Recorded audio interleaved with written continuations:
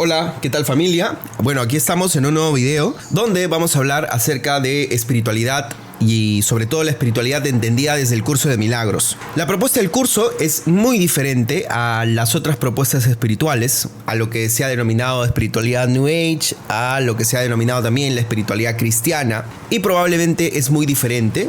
El nombre, de hecho, que se le atribuye al curso de milagros es espiritualidad Advaita, ¿no es cierto? Tiene más que ver con eso. Entonces, el día de hoy vamos a hablar acerca del tiempo. El tiempo no lo ha creado Dios. El tiempo es una creación del ego. Y el ego ha creado el tiempo para perpetuar la culpa. Esa es la función. El ego ha creado el tiempo para perpetuar la insuficiencia, la culpa, el sentirte menos, el sentirte ridículo y todas esas cosas. Vamos a ver cómo es que el ego hace uso de este tiempo. ¿Para qué se ha creado el tiempo? ¿Cuál es la función del tiempo? Y todos estos conceptos profundos de espiritualidad que son muy reveladores, que atacan a muchos conceptos espirituales que están hoy en día. Y el principal concepto que ataca, por ejemplo, es que yo sano y mi vida allá afuera se ordena. Ese es el principal concepto que ataca esto. ¿Por qué? Porque vivir de este concepto, este concepto espiritual que nos han dicho tanto, sano y todo se arregla afuera, es lo que genera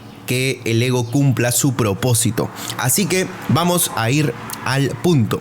Lo primero es, ¿para qué se creó el tiempo? Y hay que dejar claras algunas cuestiones antes de entrar aquí. De hecho, hay mucha explicación previa y mucho de esta respuesta se va a basar en esa explicación previa. Primero, que el tiempo no es una creación de Dios. La mayoría de enseñanzas espirituales, incluso frases famosas, te dicen los tiempos de Dios son perfectos y etcétera, etcétera. Esa frase tiene más bien el objetivo de regular la ansiedad, ¿no? Pero vamos a ver que se piensa que toda la creación pues viene de Dios y no viene del ego, ¿de acuerdo?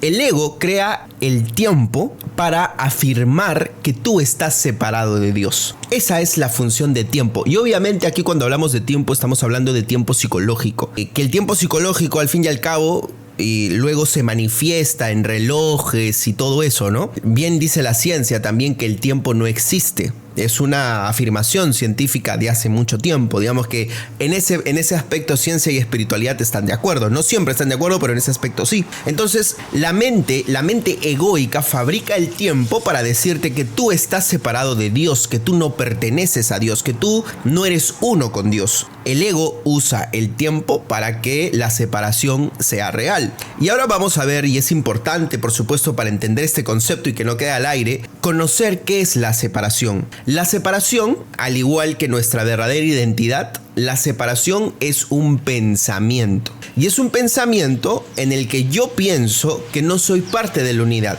que no soy parte con el todo. Esta es una idea que para la mayoría de personas espirituales o para las personas que han estado trabajando ya este tema hace años, pues ellos no dudan que son parte de un todo, no dudan que son parte de una unidad. Sin embargo, obviamente no vamos a lo profundo, ¿no? Porque si yo le pregunto a cualquier persona, va a decir, pero yo sí me siento parte del todo, yo creo que soy parte de la vida, parte de esto. Entonces, ¿cómo es que hay tiempo? O sea, ¿cómo es que el tiempo utiliza eso para negar? Ahí vamos a entrar en ese punto. Y es que en la vida cotidiana, y esto es lo importante, y aquí va el punto importante, ¿no? El curso de milagros usa el mito, ¿no? Así como todo en la vida, así digamos, el mismo Big Bang es un mito, es un cuento, es una historia, por más científica que quiera parecer. El Big Bang, la creación de Dios de la Tierra en 7 días y todas esas cosas son mitos acerca de la creación.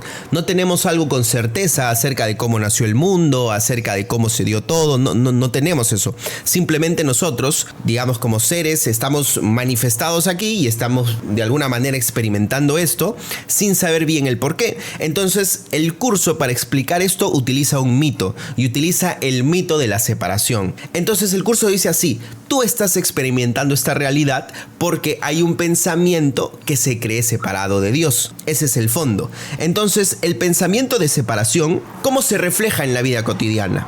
Porque claro, nuevamente vamos al punto. Si yo te digo, tú estás separado, tú me vas a decir no. Entonces, ¿Cómo se refleja esto en la vida cotidiana? Pues con un pensamiento bastante frecuente. El primero, estoy solo contra el mundo. Ese pensamiento, estoy solo contra el mundo, se puede reflejar, por ejemplo, cuando estás en una empresa, cuando tú pones tu propio emprendimiento y sientes que las cosas no están yendo como tú quieres, sientes que no estás vendiendo lo suficiente y muchas cosas, hay muchos altibajos y sientes que no hay nadie para ti, que esta situación que estás viviendo te va a arruinar, te va a dejar en bancarrota, te va a dejar solo, como que y ves que los colaboradores no están haciendo su trabajo, ves que la gente no está comprometida, entonces estoy solo contra el mundo. Ese pensamiento de yo no más. Y de hecho muchos pensamientos a nivel sociedad, muchos de esos, ¿no? Te dicen, al final del camino te vas a dar cuenta que eres tú contra los demás. Nadie te va a querer tanto como tu madre o tu padre, todo el resto como que va a ser indiferente para ti. Obviamente, pues esa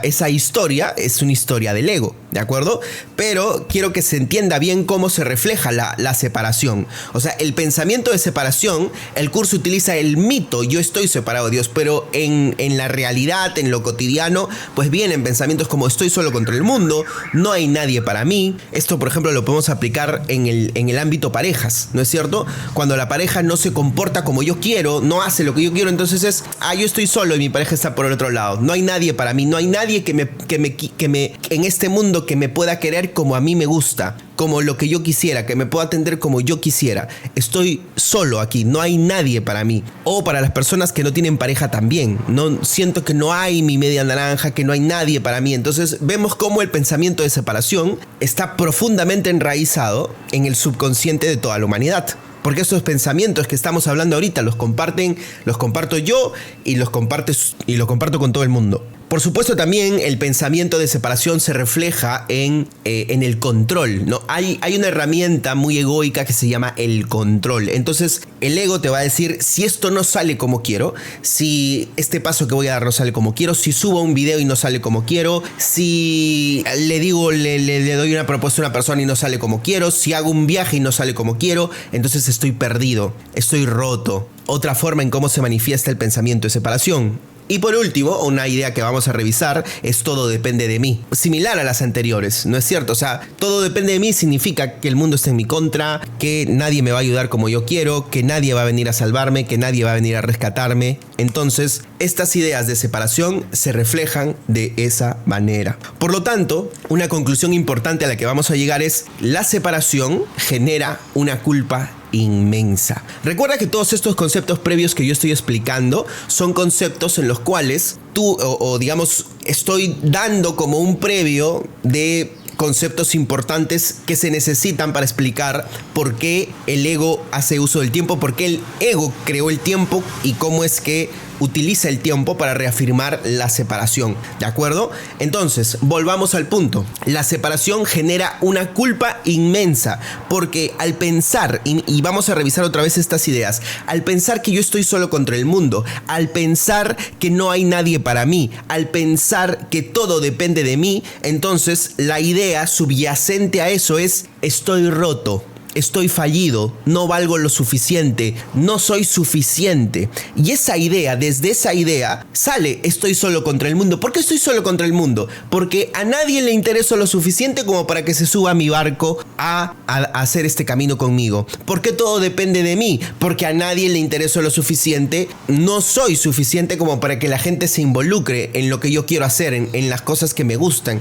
Entonces vamos a ver que ese pensamiento de separación genera mucha culpa, porque yo creo que estoy separado por mi culpa. Vamos a hacer aquí una analogía muy poderosa que se llama la analogía del huérfano, ¿de acuerdo? Entonces piensa en una persona que no tiene ni papá ni mamá. Esa persona sin familia sentirá que nadie está interesado en él, que nadie está interesado en lo que le puede pasar, que lo han dejado solo, que no hay nadie para él. Por supuesto, todo el mecanismo de separación se está reflejando ahí. Usando esta analogía vamos a entender bien lo que vivimos todos los seres humanos, porque recuerda que este mundo, según el curso de milagros, es un mundo creado en base al pensamiento de separación. Ese es el fondo. Entonces, esta idea compartida por muchos seres humanos, la idea de que estoy separado, estoy solo, estoy aquí abandonado, se refleja bien en la analogía del huérfano. En la analogía del huérfano no hay nadie para él.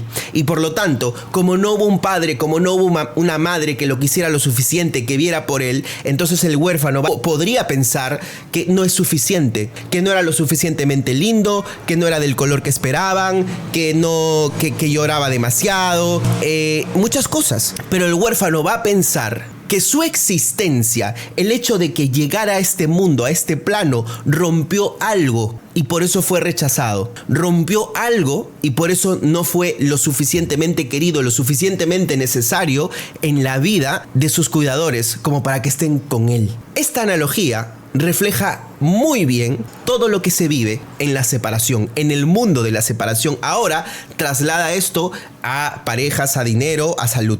Entonces, importante, la separación genera una culpa, porque al pensar que yo estoy separado de Dios, al pensar que yo estoy solo contra el mundo, al pensar que no hay nadie para mí, es mi culpa, porque yo no soy suficiente. Porque si fuera suficiente, porque si yo fuera todo lo que siempre he querido ser, todo el mundo estaría conmigo y ahí recién estaría en la unidad. ¿Se entiende esa idea? Ese es el fondo.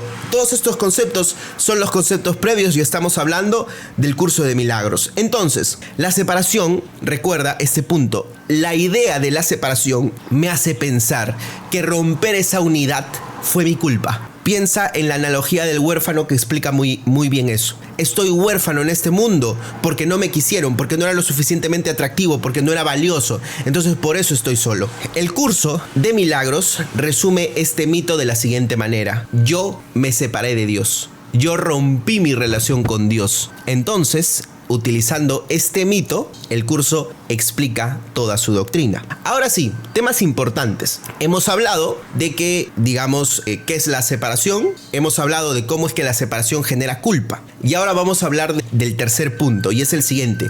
¿Cómo es que la separación genera culpa y qué se hace con esa culpa? La culpa que lleva cada ser humano, que está cargando cada ser humano, esa culpa que te hace sentir insuficiente, que estás roto, que no eres lo necesario, que no eres lo suficientemente valioso, esa culpa es muy difícil mantenerla en la cabeza. Por ejemplo, muchas veces cuando tú has sentido que has hecho algo mal, o quieres contarlo, o quieres irte de viaje, o quieres, emborracharte, o drogarte, o lo que sea, hacer lo que sea, escaparte por cualquier lado, irte con amigos, irte a un concierto, lo que tú quieras, pero ese pensamiento, esa culpa de yo siento que no soy suficiente es intolerable, es un pensamiento tan horrible que es intolerable tenerlo en la mente. Y por supuesto, hay una frase del curso muy profunda que refleja mucho esto y que va a reflejar toda la enseñanza posterior, que dice así: las ideas no abandonan su fuente. Entonces, como yo no puedo sostener esa idea en mi mente, no soy capaz de mirarme a mí mismo porque es doloroso, porque es difícil, y decir yo soy el insuficiente, yo soy el que se siente así. Esa no es la verdad. Esa no es la verdad, pero eso proviene de mí. Entonces, aquí nace el mecanismo de proyección, que es un mecanismo atado a la culpa, y el mecanismo de proyección te dice lo siguiente: esa sensación, esa culpa, la proyectas en los otros. Como es intolerable en mi mente, la proyecto en el mundo. Entonces, en vez de decir yo me siento roto debido a creerme separado, voy a decir la gente está rota. ¿Se entiende la onda? Toda la gente está rota. Volvamos a la analogía del huérfano. Llegará un momento en el que el huérfano dirá, pero es que yo no puedo ser tan insuficiente, yo no puedo ser tan poco valorado. Entonces, ¿qué hago? Lo proyecto. Mis padres eran unos malvados. Mis padres eran esto. Mis padres no pudieron con esto. Mis padres eran los insuficientes. Mis padres, y empieza esa culpa intolerable que no puede estar en la mente, le empieza a proyectar en los demás. Y por supuesto que aquí estamos hablando de personas, pero esa culpa también se proyecta en Dios. El mecanismo de proyección bota la culpa afuera, a todo, objetos, personas, lo que sea. Y dice, en vez de me siento roto, la gente está rota.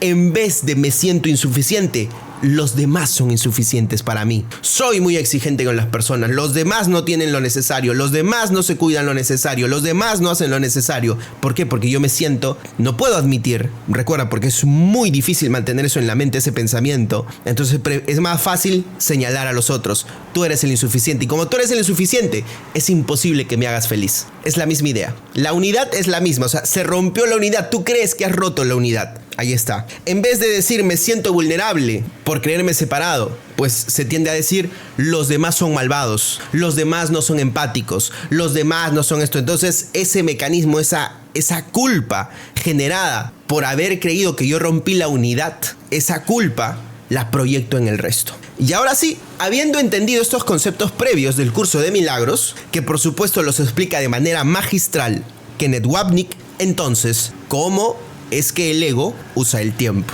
No voy a entrar aquí para explicar qué es el ego, porque eso alargaría demasiado el video y ya está lo suficientemente largo. Pero lo que sí te voy a decir es que el ego se resiste al amor y el ego no quiere desaparecer. Y el ego al no querer desaparecer va a inventar un montón de artimañas. Y una de esas artimañas se llama el tiempo psicológico. ¿Qué va a pasar? Que el ego a toda costa, o sea, el ego no quiere que tú sepas que te estás creyendo separado de Dios. El ego tiene mucho miedo a que tú te des cuenta que la separación es solamente una idea. El ego no puede hacerte creer, o sea, el ego te va a decir no es solamente una idea, es algo más profundo. El ego te quiere hacer creer que tú estás roto de verdad, que tú en verdad te estás fallido. Ese es el trabajo del ego, porque solamente así puede existir ego y te puedes sentir separado. El ego nació cuando nació la separación. Entonces, el ego utiliza la artimaña del tiempo para ocultar que se trata solamente de un pensamiento,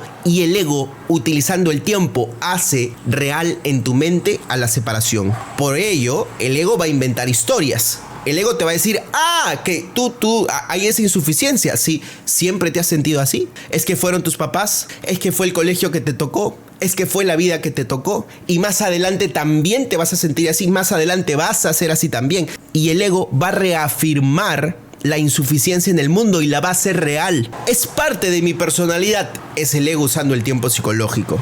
Necesito años para cambiar esto. A ver, ¿cuántas veces en este campo, en este terreno espiritual, hemos visto personas que se la pasan años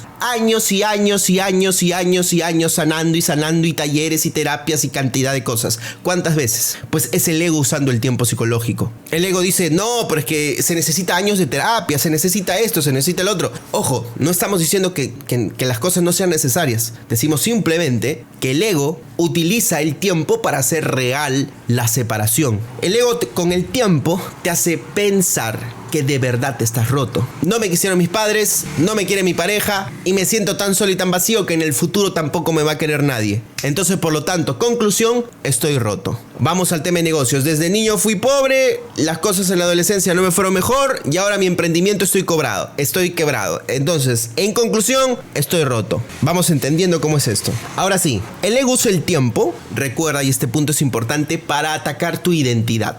La idea, el pensamiento de separación es una idea que afecta directamente tu identidad como hijo de Dios. Entonces, si yo no soy el hijo de Dios porque estoy roto, porque estoy vacío, porque soy insuficiente, ¿cómo yo voy a ser el hijo de Dios? ¿Cómo yo me voy a creer el hijo de un Dios si es que soy roto, insuficiente, si es que las cosas no me salen en el mundo, si es que mis padres no me quisieron, si es que mis negocios no me han funcionado, si es que en el colegio todo me iba mal? Nos vamos entendiendo. El ego utiliza el tiempo psicológico para reafirmar toda la separación. El ego usa el pasado.